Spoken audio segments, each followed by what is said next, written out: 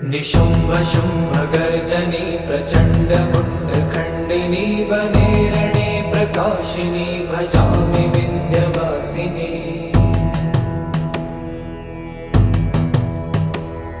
त्रिशूलमुण्डधारिणी धराविघातहारिणी गृहे गृहे निवासिनी भजामि विन्ध्यवासिनी।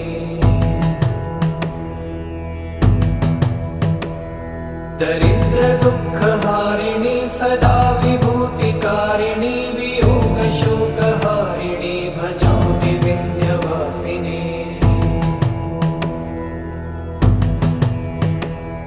लसत्सुलोललोचनं लतासनं वरप्रदं कपालशूलधारिणी भजामि विन्ध्यवासिनी। कराब्जदान